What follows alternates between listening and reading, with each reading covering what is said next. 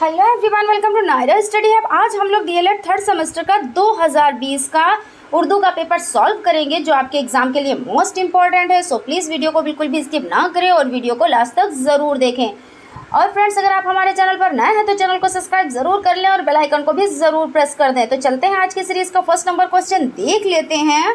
First number question है, तालीम के उसूल में मादरी ज़बान की क्या अहमियत है। तो जवाब देख लेते हैं। मादरी ज़बान, इस ज़बान को कहते हैं बच्चा अपनी माँ से सुनता और बोलता है। जब बच्चा स्कूल में दाखिला लेता है तो बस उसे मादरी ज़बान का ही इल्म होता है, इसलिए हमें इब्तदाई तालीम मादरी ज़बान में ही देना चाहिए। इसलिए बच्चों को सीखने में फ़तरीन आता है और जल्दी बच्चे सीख जाते हैं। ठीक है ना। चलते हैं नेक्स्ट क्वेश्चन की तरफ। देखिए, नेक्स्ट क्वेश्चन है, मंसूबाए सबक की तैयारी और इसकी अफाजात बयान कीजिए। तो देख लेते हैं मंसूबा सबक मतलब लेसन प्लान। तो लेसन प्लान देख लेते हैं कैसे बनता है। स्कूल का नाम, फिर दर्जा मतलब क्लास, तारीख मतलब डेट, घंटा यानी समय, वक्फा, मंसूबा यानी देखिए मजमून उर्दू, सबक और उस्ताद। उसके बाद देखते हैं अमूमी मकसद यानी अमूमी मकसद, तलबा में उर्दू के हुरूफ़ों को लिखने और पढ़ने में दिलचस्पी पैदा करना। उसके बाद नेक्स्ट देख लेते हैं। सेकंड है, तलबा को उर्दू अल्फाजों के तलफ़ुज़ को सिखाना। थर्ड नंबर पर देख लेते हैं, तलबा के ज़ख़ीरा अल्फाज में इजाफ़ा करना। इजाफ़ा मतलब बढ़ोतरी करना। तलबा में रवानी के साथ पढ़ने की सलाहियत पैदा करना। और देखते हैं खुसूसी मकासिद। तो खुसूसी मकासिद में देख लेते हैं क्या होता है। तलबा को उर्दू के दो हुर्फ़ों को मिलाकर लिखना सिखाना। खुसूसी मकासिद में हो जाता है इमदादी अशिया। इमदादी अशिया किसको कहते हैं? जो चीज़ें यूज़ की जाती हैं वो इमदादी अशिया होती हैं। जैसे दर्जा में इस्तेमाल चीज़ें वग़ैरह, उर्दू यानी कि और तस्वीरें यानी तस्वीर होती है, जैसे कि चाक होता है, डस्टर होता है। ये क्या होती हैं? ये इमदादी अशिया होती हैं। उसके बाद देखिए, ये लेसन प्लान का भी हिस्सा है। नंबर शुमार, मौलिमा के सवालात, तलबा के जवाबात यानी कि टीचर के क्वेश्चन और बच्चों के आंसर। तो फर्स्ट नंबर पर है, नल की तस्वीर दिखाकर ये क्या है। यानी कि टीचर पूछ रही है बच्चों से नल की तस्वीर दिखाकर कि ये क्या है, तो बच्चे जवाब देते हैं नल। फिर उसके बाद टीचर कहती है नल लिखने में कौन कौन से अल्फाज आते हैं, तो बच्चे जवाब देते हैं नू और लाम।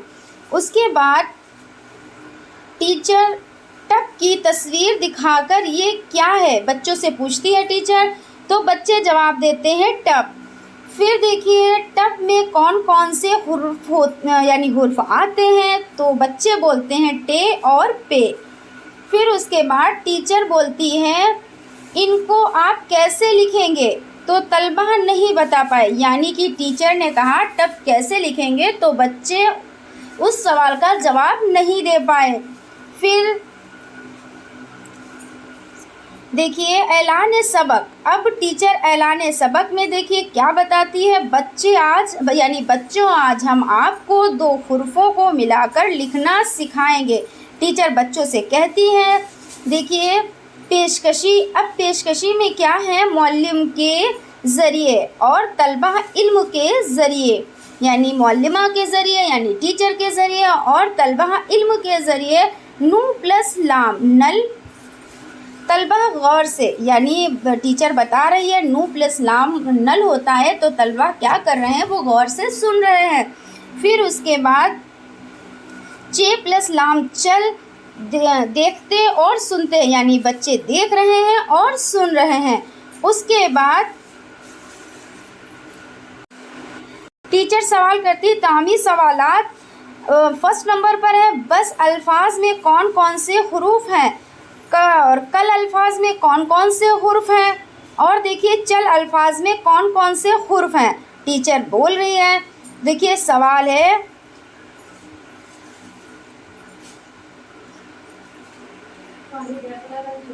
ये टीचर जवाब दे यानी कि ये टीचर सवाल करती है कि कौन कौन से हुर्फ हैं।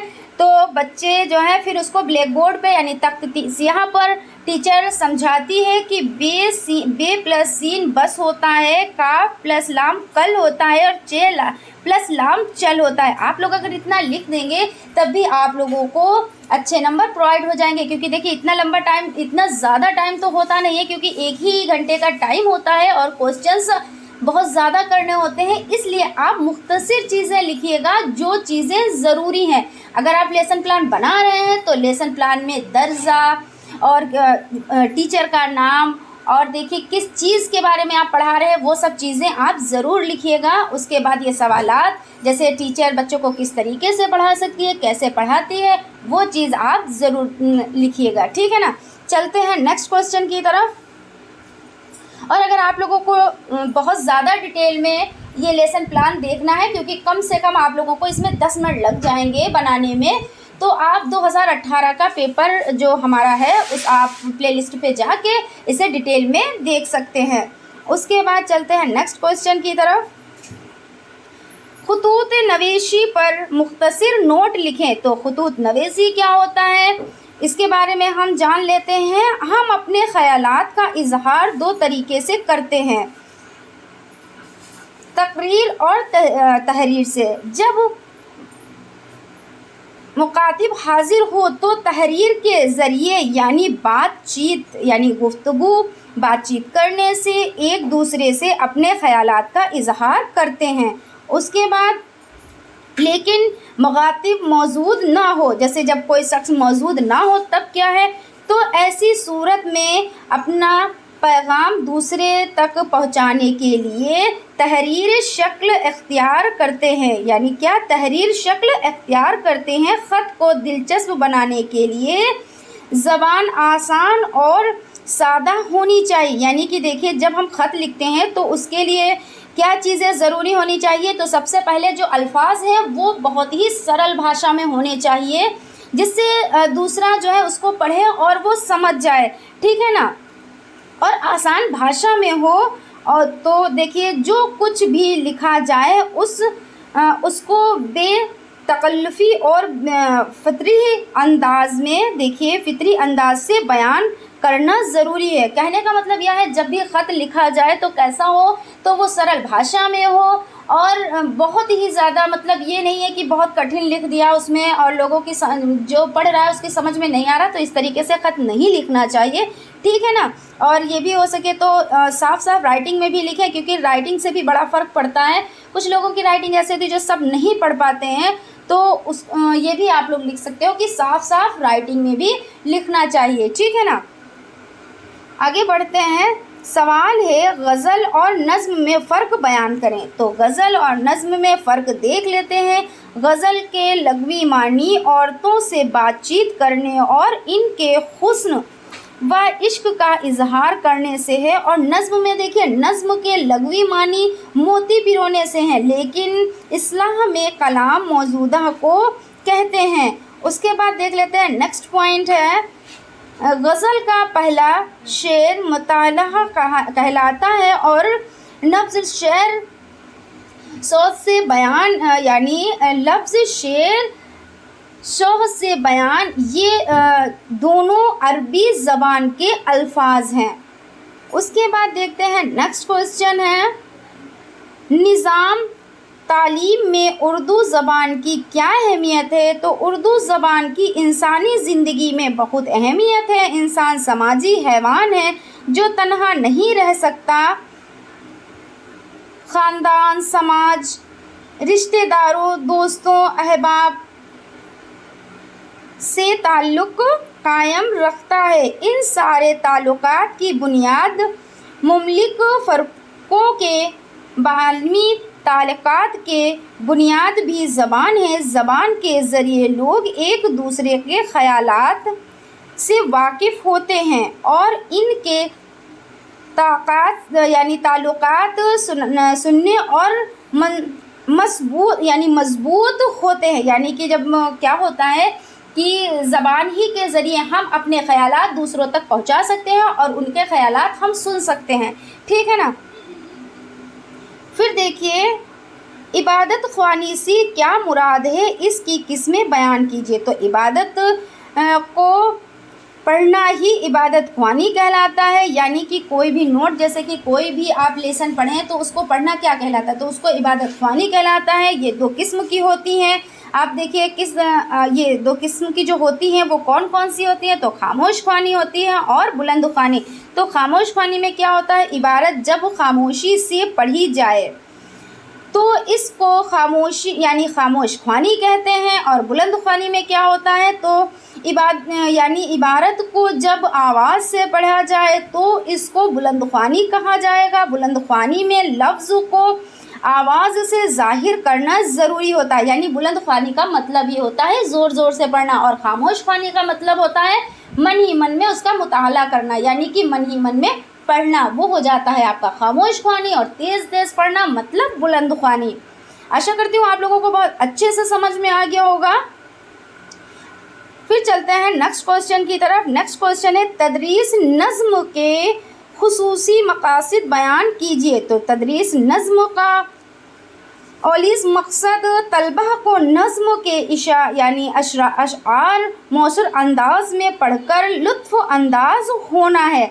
उसके बाद सेकेंड पॉइंट देख लेते हैं, नज़्म के ज़रिए तलबा में जब अलवतनी यानी अबुलवतनी का जज्बा पैदा किया जा सके। और थर्ड नंबर पर है, नज़्म गम हो या खुशी हो, हर सूरत में फ़रहत, सुकून और इत्मीनान के सामान बेहतर पहुंचाती है। और देख लेते हैं नेक्स्ट पॉइंट। ये ज़रूरी नहीं है कि आप जितने पॉइंट है इतने ही पॉइंट लिखें, कि अगर देखिए आप लोगों का अति लघु त्री में आ जाता है तो आप शॉर्ट में लिख सकते हैं, और लघु में आ जाता है तो आप लोग 4 से 5 लाइनें लिखें, तभी आपका, क्योंकि देखिए वो 2 नंबर का होता है और अति लघु 1 नंबर का होता है। तो आप लोग 1 नंबर के लिए जितना इनफ हो आप लोग उतना ही लिखिएगा। फिर देखिए, क्लास में शायराना कैफियत पैदा की जाए ताकि तलबा में शायरी जज्बा पैदा हो और वो अशआर लिखने में आमदा हो सकें। तो फ्रेंड्स, आज यहीं तक। आप लोगों को हमारा वीडियो कैसा लगा प्लीज़ कमेंट ज़रूर करें, हमारे चैनल को लाइक करें, सब्सक्राइब करें और बेल आइकन को भी ज़रूर दबा दें, जिससे आने वाली वीडियोस आप तक पहुंच सके। और फ्रेंड्स, अगर आप हमारे चैनल पर नए हैं तो चैनल को सब्सक्राइब ज़रूर करें और बेल आइकन को भी ज़रूर प्रेस कर लें, जिससे आने वाली वीडियोज़ आप तक पहुँच सकें। Thank you.